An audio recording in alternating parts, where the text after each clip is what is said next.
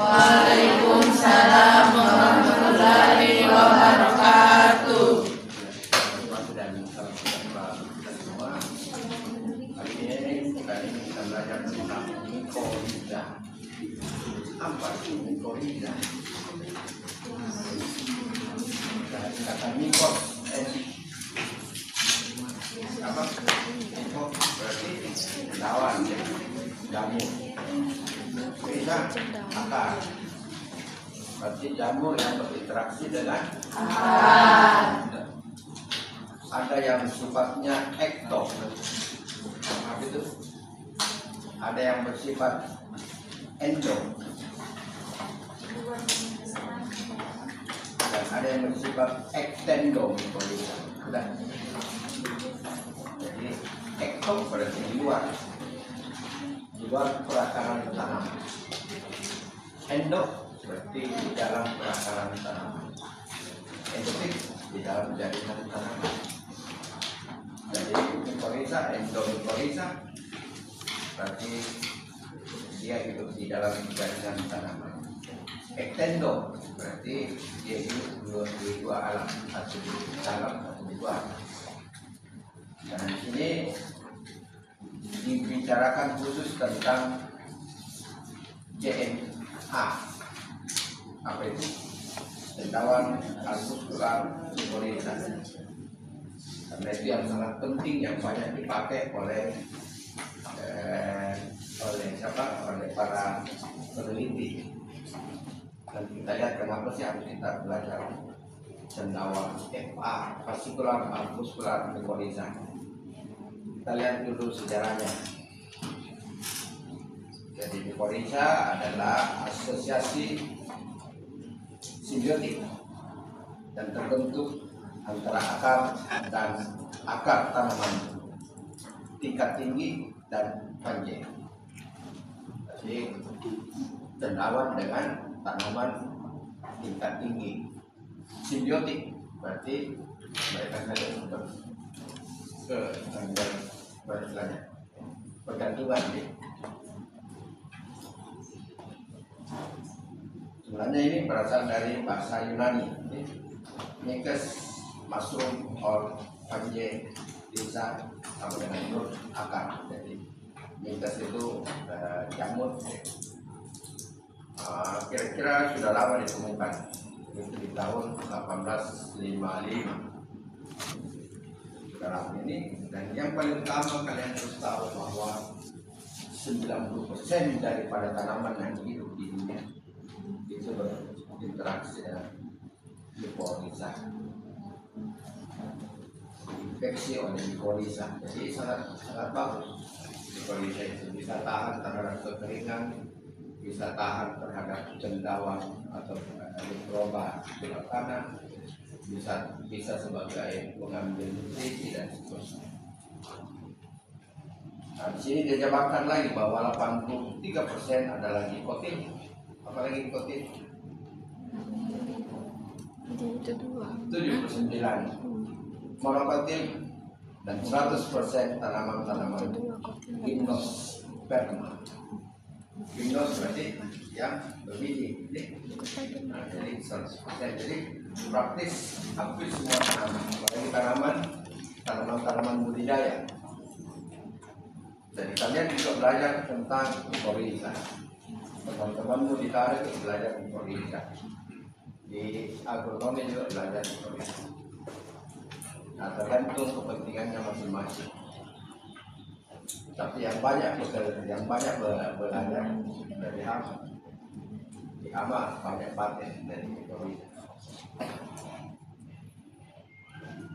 Compact insoluble form phosphorus in soil, itu soluble form. Jadi dia bisa merubah fosfor yang terikat menjadi soluble, berarti tersedia bagi tanaman. Ini orangnya,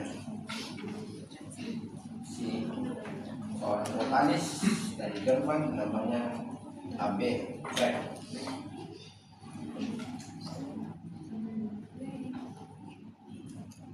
Nah, ini bahasa Indonesia. Mikoriza adalah suatu bentuk hubungan simbiotik mutualisme, tapi saling ketergantungan. Kalau mutualisme, simbiosis belum tentu selalu bermanfaat kedua-duanya, tapi ini bermanfaat kedua-duanya antara cendawan, mikas, dan prakara tanaman. Mycorrhiza mempunyai kemampuan untuk berasosiasi dengan hampir 90% jenis tanaman pertanian, perkebunan, dan seterusnya. Sama di kehutanan juga, termasuk juga pakan ternak. Teman di peternakan seringkali meminta itu mycorrhiza sama kami.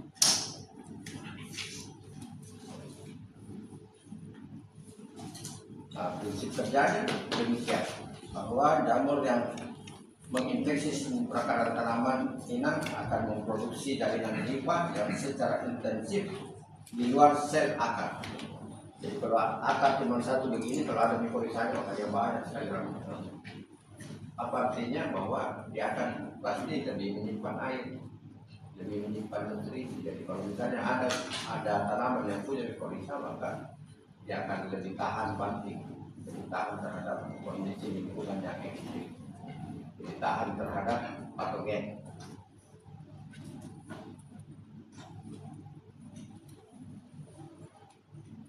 Akan memproduksi jaringan limpa secara intensif di luar sel akar, di dalam sel akar, bisa di luar, bisa di dalam.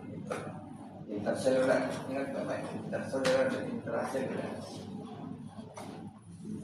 Tapi kalau intra, kalau inter,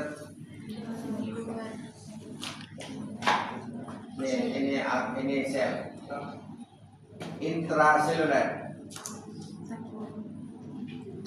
di dalam sel. Interselular, antar sel. Coba bilang internasional, antar negara. Dan kata negara dan internasional saja pegang bahwa itu antar negara, bukan saling sama-sama dalam negara. Tidak ada istilahnya intra apa namanya, nasional, internasional tidak ada. Nasional tidak internasional, internasional antar negara. Jadi kalau interseluler berarti antar sel. Kipas cendawan banyak hidup di sekitar interseluler. Ada nanti yang masuk ke dalam sel membentuk misalnya haustoria untuk menghisap cairan makanan. Di luar dan di dalam sel akar tanaman.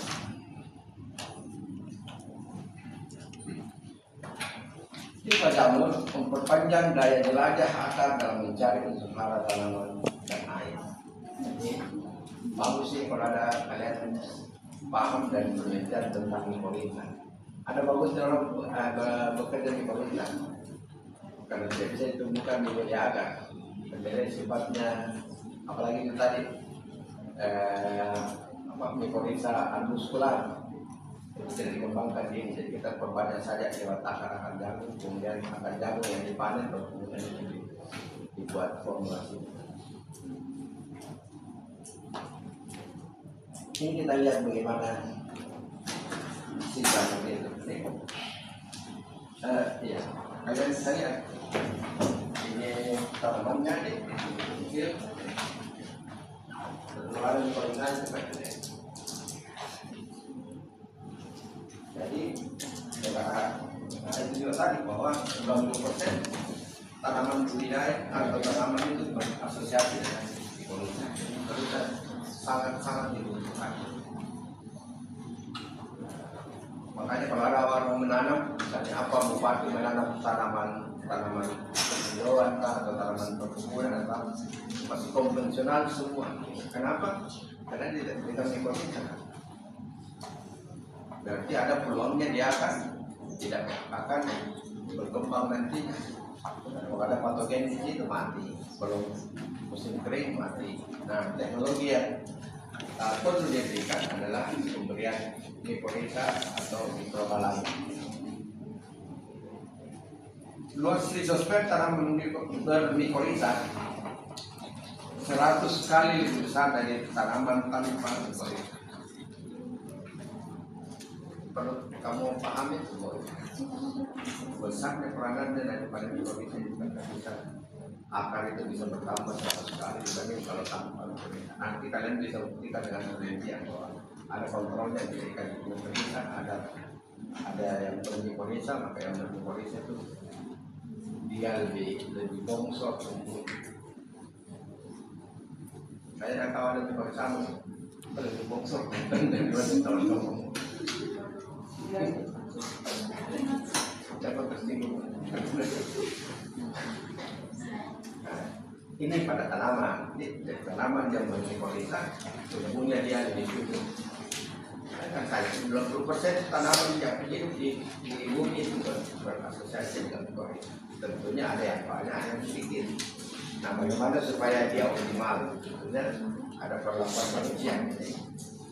Nah, karena kita satu jam di sini, sampai jam berapa kita saya baca mulai dari sesuai jam 9 lewat berapa? 9 lewat 10 sampai 10 sudah masuk ke slide 10. Sekarang jam baru pakai sadar. Jadi berdasarkan morfologi dan anatomi mikorisa itu terbagi atas 3 tipe. Sebentar dikit. Ya, kalian bisa lihat di sini. Tadi kan dikatakan ada yang kita mulai dari mana ini dulu? Ektomikorisa. Berarti mikorisa yang hidup di luar dari akar tanaman. Coba lihat. Ini akar tanaman. Ini jaringan tanaman. Jadi perkembangan daripada mikorisa itu berada di luar. Dan ada namanya mantelnya. Ada dan ini yang hijau ini. Ada mantelnya. Jadi bukan berarti dia berada di luar akar tanaman, tapi sedang tidak berinteraksi dengan tanaman, tetap dia berinteraksi namanya kan mikorisa. Tapi dia berkembang, kalau kita lihat tidak masuk ke dalam, tapi dia di luar. Dan itulah yang membuat akar tanaman itu menjadi lebih luas. Itu ekto, ada mantelnya, ada eksternal sifat, jadi sifat eksternal. Kemudian kalian lagi lihat endomikorisa. Endomikorisa ini, muskularnya masuk ke dalam, ada dia tetap di luar. Karena walaupun bagaimana, spora itu biasanya terbentuk di luar daripada jaringan. Tidak ada itu istilah spora terbentuk dalam jaringan. Kemudian potongan jaringan atau sel, kalau tidak akan mendapatkan di situ orang yang ahli namanya pipa-pipa. Nah, ini ada namanya arbuscular, ada namanya vesicle, makanya dikatakan fascicular arbuscular mikorisa. Ada sporanya, ini namanya endomikorisa. Endomikorisa, contohnya adalah arbuscular mikorisa.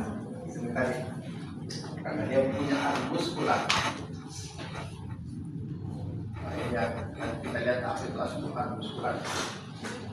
Kita lihat coba lihat di sini tipenya. Kemudian apa yang namanya ektendomikorisa.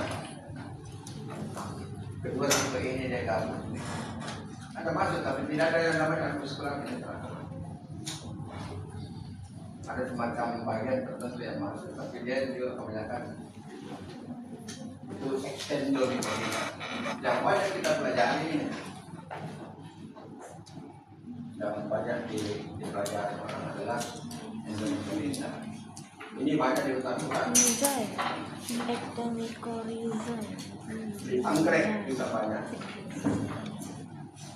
Terus, ini dipelajari ektomikorisa. Ektomikorisa adalah hifa jamur yang menyelubungi masing-masing cabang akar di bagian luar akar sehingga membentuk namanya mental akar. Ada dikotomi, ada trikotomi, ada polikotomi, ada lanjut 2 lapis, 3 lapis dan seterusnya. Sebagai hifa lainnya menurut antar sel korteks interseluler, akar interseluler ada dulu di antar sel. dan membentuk struktur khas yang disebut haptic net atau jala haptik. Perhatikan berani yang mana di jala haptik.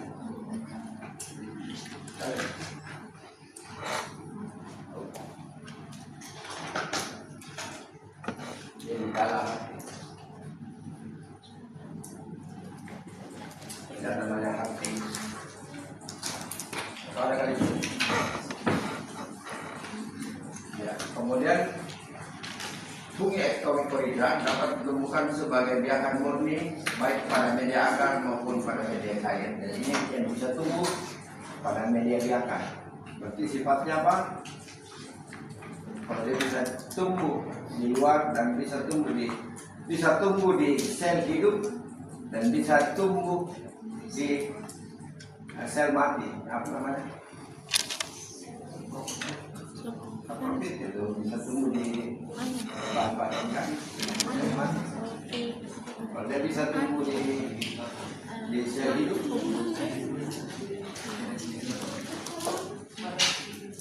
apa namanya?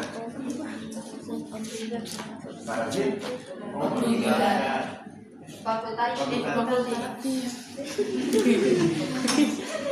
Fakultatif. Ada nanti yang parasit obligat, itu fasikular mikoriza. Jadi ingat bahwa, coba dari mikoriza ini kamu sudah tahu bahwa tidak semua parasit itu adalah patogen. Ini menguntungkan.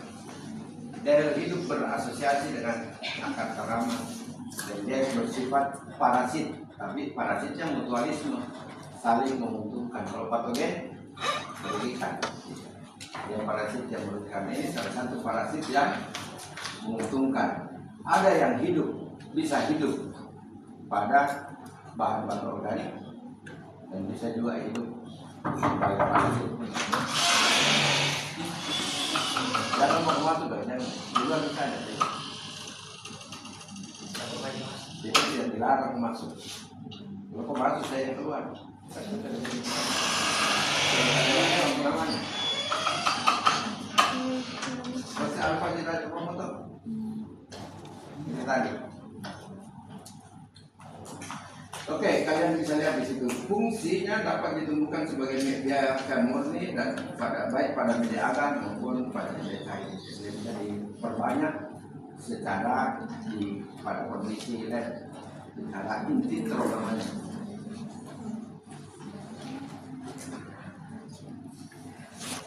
Ini kalau kita lihat ektomikoriza, akar-akar ektomikoriza.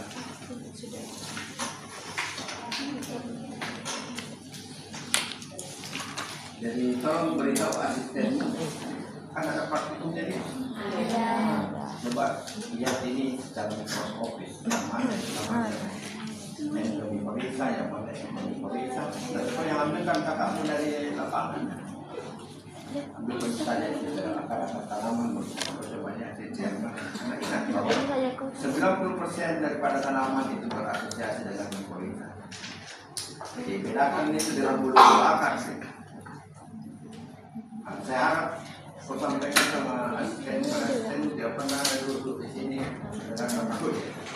Padahal seharusnya biar ada di sini supaya nyambungan dalam dengan teori. Kau juga jadi asisten aku, jadi salah satu wakil daripada asisten. Kalau saya kan lama jadi asisten, jadi saya selalu dulu selama dosen mengajar supaya saya bisa kembangkan apa yang dia berikan kasih praktek untuk asisten genset sekarang tidak begitu.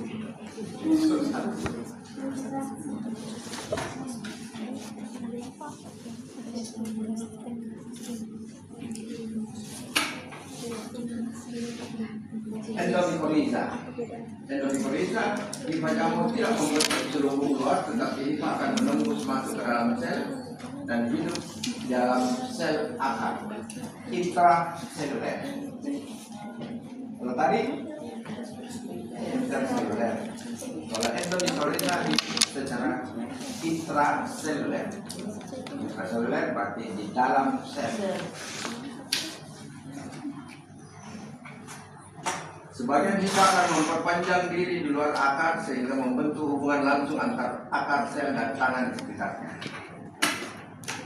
Spora jamur tumbuh pada hifa di luar akar sel, jadi nanti ada sporanya. Kalau itu tadi yang ektomikoriza tidak dikenal ada sporanya. Jadi hifa saja yang berkembang. Kalau ini endomikoriza ada sporanya. Nah, spora itu yang menjadi nanti struktur istirahatnya. Jadi ini endomikoriza. Jadi kalau kita kemas dalam suatu kemasan, dia bisa bertahan lama. Walaupun dia sifatnya parasit obligat, tidak bisa hidup pada kondisi yang hidup dan kondisi yang mati, tapi dia bisa bertahan hidup pada bahan organik, tidak memperbanyak diri, tapi dia sebagai struktur istirahat. Hifa endomikoriza membentuk karakter yang khas di dalam sel jaringan, yaitu namanya arbuskular. Hifa yang tumbuh dalam akar sehingga ukuran sel menjadi lebih besar dari sel yang tidak ada arbuskularnya. Jadi itu menjadi cadangan nutrisi. Kamu lihat tadi ini loh, kalau ini gambarnya, ya. Nama itu arbuskular.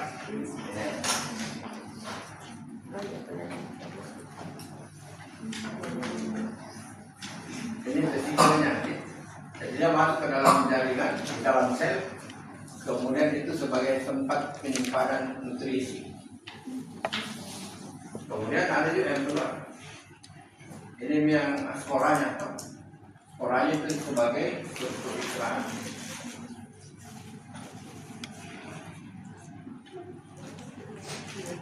Nah, makanya seringkali dikatakan ini arbuskular vesikular, karena ada vesikelnya. Vesikular arbuskular mikoriza. Namanya FVAM, vesikular arbuskular mikoriza.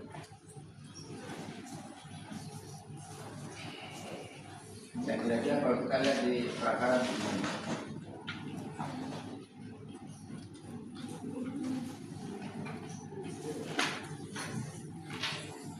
jadi kita lihat lagi gambarnya ini. Jadi paling sering kita dengar kalau PAM ini, kalau ya PAM, kita sudah ada PAM. Itu ada beberapa jenis, ada globus, ada akaulospora, ada itu yang paling umum. Nah, kita lihat gambar-gambarnya cantik-cantik. Mudah-mudahan kamu juga bisa membuat suatu spesimen yang seperti ini.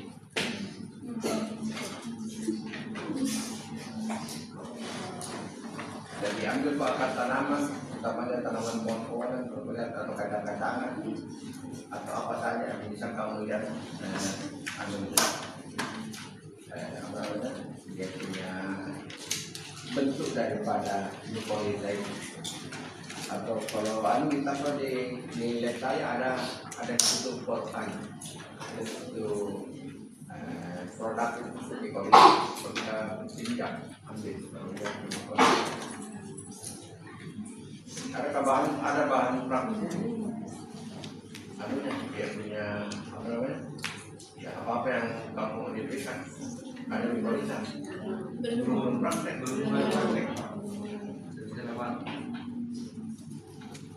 Kebetulan masuk ke saya ada penelitian mikoriza, ada 2 orang sana. Kemudian itu ada yang S3 penelitian itu. Tapi itu kombinasikan dengan beberapa mikroba.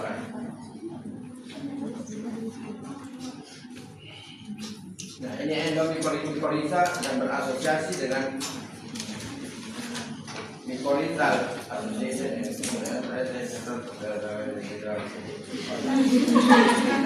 Jadi ini akar tanaman yang berasosiasi dengan hifa itu hadir pada perakaran permukaan akar. Nah, ada beberapa contohnya. Ada vesikular, arbuskular mikoriza, ada orchid, berarti orchid pada angleks. Kenapa itu angleks tidak perlu disiram, tapi dia bisa menyimpan air karena ada mikoriza. Kemudian monotropik, mikoriza, kemudian ericoid mikoriza dan arbuscular mikoriza. Jadi ada beberapa contoh daripada mikoriza yang hidup secara endomikoriza. Ini yang banyak diteliti orang, khususnya ini, khususnya apa? Fascikular arbuscular sincolitis. Jadi tipe yang paling penting pada endomicorrhiza masuk ke dalam ascomycetes, bacillomycetes, dan zygomycetes. Jadi kita bisa tiga kelas. Jadi dia bisa hidup pada, jadi akan beda-beda. Apakah dia berkembang di tanaman Gramineae? Gramineae artinya apa kalau Gramineae? Biji-bijian. Kemudian Pangne, tanaman palem, tanaman apa namanya?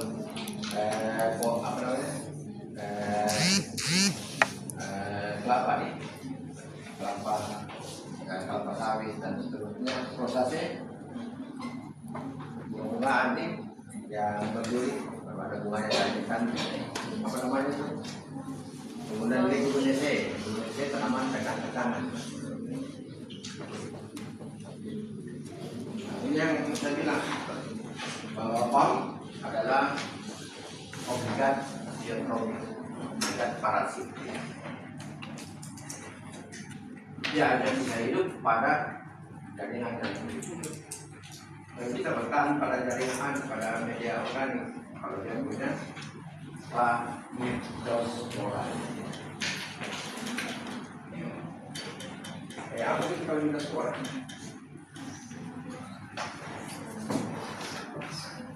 Apa itu Plasmidiospora?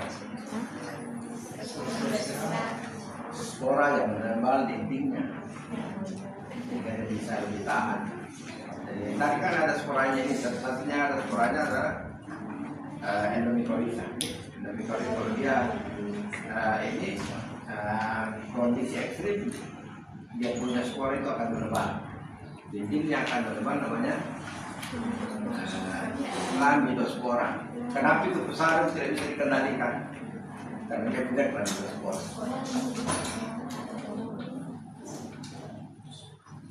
Di mana-mana ada pusat sebab penyakit lain. Lebih berat dibanding bakteri lain. Karena itu pusat itu mempunyai Plasmidiospora. Jadi ada Plasmidiospora yang menguntungkan, nanti akan merugikan. Kalau ini dia menguntungkan karena bisa bertahan hidup. Kemudian apa lagi yang kamu bisa lihat di sini? Ukurannya 10 sampai 250 mikrometer diameter. Jadi hanya bisa dilihat pakai mikroskop, besaran 10 kali sampai 250 kali. Kan mikroskop kita itu mikroskop berarti mikron. Jadi kalau di atasnya 10, di bawahnya harus berapa? Kalau 250 kali. Kan di bawahnya itu tentang objektif namanya ini. Yang di atas bisa lihat. Kalau di atas 10, di bawah 10 berarti 10 kali 10 berarti kali lebih besar. Kalau ini bisa kita lihat antara 10 sampai 250 berarti 10 kali sampai 250 kali. 10 kali 40 400 berarti 350 bisa kelihatan. Oke, terus dia memproduksi single atau cluster vesikel pada hifa di dalam jaringan.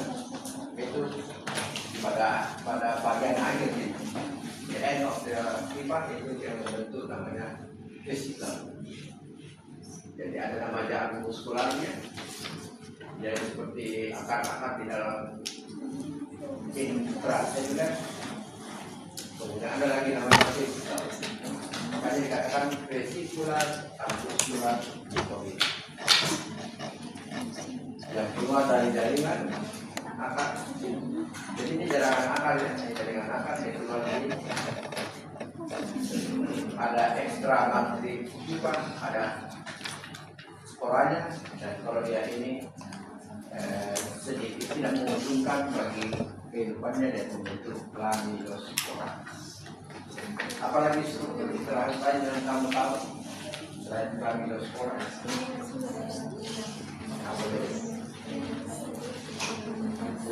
Selain Chlamydospora, apalagi yang kamu tahu?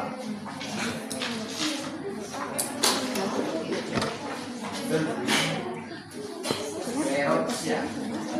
Mendengar kata sclerotia? Sclerotia itu dibentuk oleh rhizopus dan Misophonia dan sclerotia.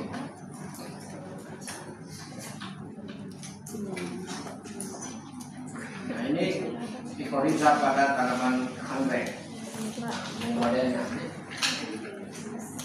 Dia kelompok Basidium mycotina, berkolonisasi hanya pada anggota famili Orchidaceae.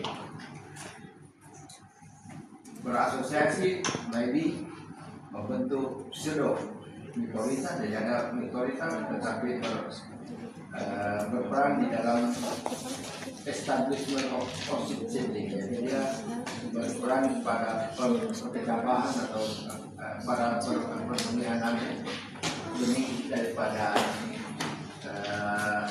anggrek. Ini dia. Ini anggrek begini. Jadi bisa saja kamu melihat itu, ambil contoh anggrek, kalau lihat citraan. Perkecambahan anggrek, biji anggrek dibantu oleh mycorrhiza. Jadi misalnya itu koi. Ada, kamu bisa cari ini ya, ada asosiasi ini yang bekerja di mycorrhiza. Ada lagi namanya mycorrhiza. Kelompok Basidium dan Ascomycete ditemukan pada tanaman Pablo ericalis. Nah, kita abaikan saja ini. Nah, saya juga tidak tahu ericalis apa itu. Kemudian Arbutoid, Ectomycorrhiza yang ditemukan pada tanaman yang kelompok Ericaceae. Begini dia punya ini dia punya mycorrhiza perakaran. Kemudian monotrop mycorrhiza, kita lihat bahwa dia masuk ke dalam sel juga, kayak dia fisikal tadi ya. Sudah dimakan ini kan? Jadi tergantung tanaman inangnya sebenarnya. Kemudian dia membentuk tudung buah seperti ini cara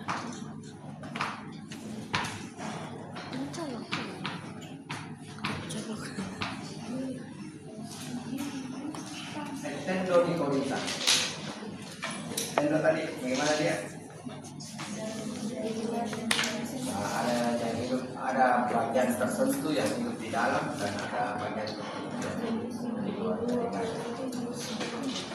Dan dia tergolong ke dalam Basidium mycotina. So ekstensif penetrasi pada interseluler. Berarti di mana dia? Interseluler. Dia ekstensif berkembang di antar sel, bukan di dalam sel. Dia membentuk formasi namanya jaringan haptik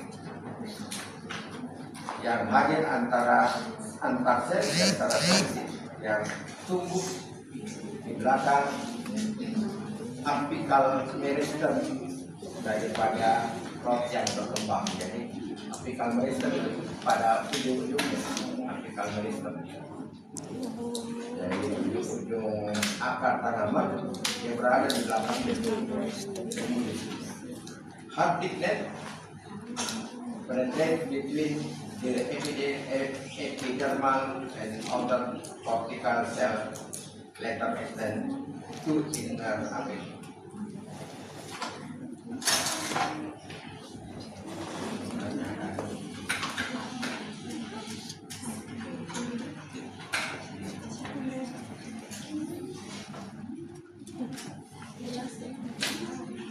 kita kena waktu ini sudah yang berapa kan? Bahwa belajar misalnya ini apa namanya? Bagaimana membedakan antara ektomikoriza dan endomikoriza berdasarkan ini definisinya, kemudian abundansinya, kelimpahannya, kemudian bagaimana menerimanya, netnya dan sebagainya. Kemudian kita lihat di sini gambarnya surat mikoriza, kemudian yang sebelah itu ektomikoriza. Supaya kamu bisa membedakan di mana posisinya dia berada. Kemudian ini juga antara vesikular mikoriza ini kan vesikular. Ini ada mangkalnya, artiklen, jadi korteksnya. Kemudian ini yang cantik itu, karena dia jaringannya masuk ke dalam sel. Apa namanya ini? Pak, Sikular. Ini vesika. Coba kita lihat bahwa dia masuk ke dalam, dia betul-betul dia membentuk suatu struktur di dalam jaringan tanaman sehingga dia selalu ada sepanjang hidupnya itu tanaman. Aplikasi daripada mikoriza kalian bisa lihat di sini apa fungsinya, meningkatkan ketersediaan hara bagi tanaman. Beberapa elemen seperti enzim dan seterusnya itu meningkat. Memang cukup banyak manfaatnya. Dia membuat pembibitan itu tumbuh dengan baik. Dia juga toleran terhadap bahan-bahan kimia di soil chemical concentrate yang limit. Kemudian increase. Nah ini kenapa kita pelajari mikoriza ini? Dia meningkatkan resistensi tanaman terhadap penyakit dan kekeringan. Jadi dia juga menstimulasi pertumbuhan beberapa mikroba beneficial yang menguntungkan dan meningkatkan struktur tanah. Ini juga increase absorption of fosfat. Jadi kalau kita mengaplikasikan mikoriza, kalian harus juga melihat itu bagaimana kemampuannya dia melakukan fosfat, bagaimana kemampuannya dia menekan penyakit, bagaimana kemampuannya dia tahan terhadap kekeringan. Dan dia melindungi tanaman dari kondisi yang stres terhadap lingkungan, apakah kadang-kadang tinggi atau kekeringan dan seterusnya. Manfaatnya saya kira jelas, sudah dijelaskan. Jadi ini salah satu penelitian saya. Dan apalagi mikoriza sebagai dia kontrol tanaman terhadap keracunan logam berat. Nah itu yang penting. Jadi di daerah-daerah seperti PT Pale yang sudah diambil, sudah ditambang, biasanya diberikan mikoriza. Jadi mereka itu diproduksi besar-besaran baru kemudian diberikan mikoriza. Yang harapan nanti tanaman yang tumbuh bisa berkembang dengan baik. Dia juga meningkatkan serapan logam seperti Cn dan Cu dari tanah yang mengalami defisiensi logam. Jadi banyak sekali fungsinya mikoriza. Kemudian yang lainnya, mikoriza dapat memproduksi antibiotik, berarti dia bisa sebagai pengendali hayati. Mikoriza bisa meningkatkan resistensi terhadap penyakit, yaitu mendominasi lingkungan fisik. Jadi kalau ada mikoriza di situ, kamu lihat tadi gambarnya, dia menguasai daerah di situ, maka tidak ada patogen akan masuk. Karena dia juga menghasilkan antibiotik mengeluarkan patogen. Mikoriza mampu mempercepat pertumbuhan tanaman karena dia menghasilkan juga oksin dan gibberellin. Jadi banyak hal yang bisa dilakukan dengan mikorrhiza. Nah, tapi kalau misalnya ini harus pakai S2. Kalau misalnya yang kalau S1 nanti pertahanan terhadap penyakit. Kalau mau lanjut lagi, bukan lagi dengan bahwa dia mampu menghasilkan output yang menghasilkan input, dan itu bisa diuji secara gitu. Kalau bisa lihat tesis-tesisnya kakak-kakak, bahkan disertasinya itu kebanyakan di program mungkin saya bilang bahwa ada mahasiswa saya studi publikasinya hanya dengan mengambil satu tempat di akar tanaman padi di pabrik. Jadi dia bawa ke laboratorium, setiap kali satu aspek dia publikasi. Misalnya kemampuannya mikorrhiza sebagai penambat nitrogen, kemampuannya dia sebagai fosfat, kemampuannya dia menghasilkan komponen. Tapi tentunya yang pertama adalah penggunaan kalau dia dari hama. Saya punya bimbingan S3 banyak, bukan dari hama, bukan dari tanah. Jadi yang pertama yang dia lihat kemampuannya dia terlalu fosfat, penambat nitrogen. Keuntungan timbal baliknya saya kira kalian bisa baca sendiri. Mikorrhiza, saya jelaskan bahwa mikorrhiza sebagai agensi bioremediasi ini yang dipakai kalau ada tambahan, kemudian itu diimplementasikan. Ada perbanyakan bukan waktu dari nanti ambil pengembangan agen saya. Tapi banyak tujuan. Coba mencari di Google berapa harga 1 kilo.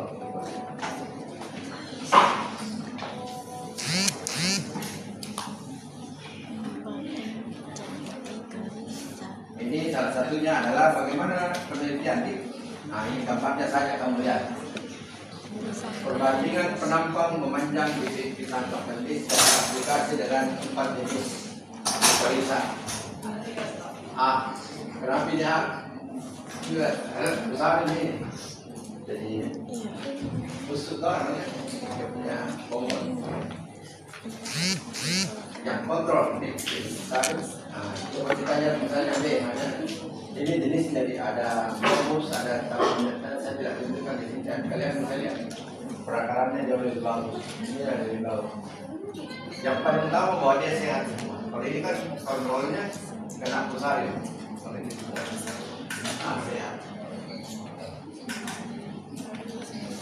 Nah, setelah itu kalian bisa lihat bagaimana posisi daripada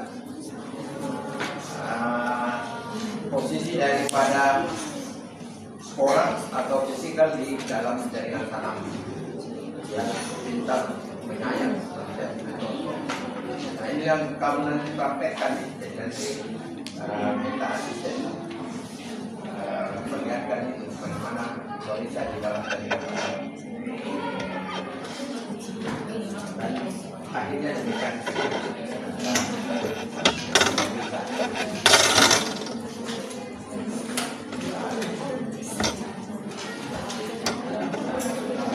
Ada yang mau tanya? Kalau tidak, kita selesaikan sampai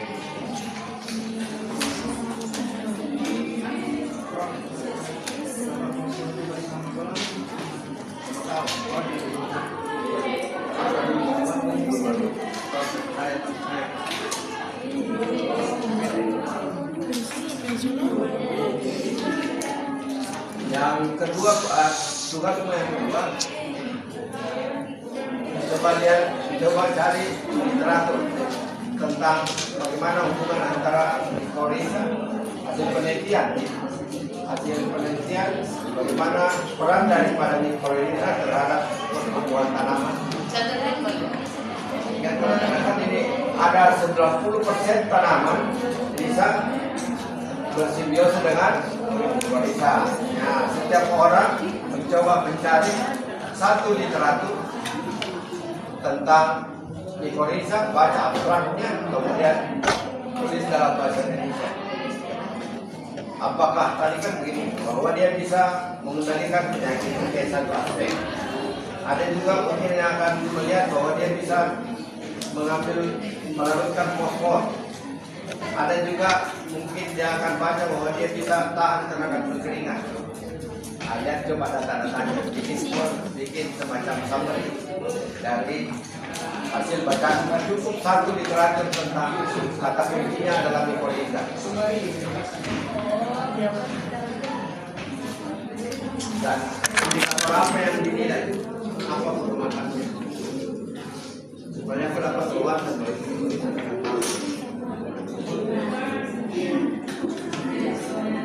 bisa juga yang berinteraksi juga dengan mikroba lain. Jadi dia pakai mikroba ya tambah misalnya trichoderma, oke. Ya, tambah dengan Pseudomonas fluorescens, oke.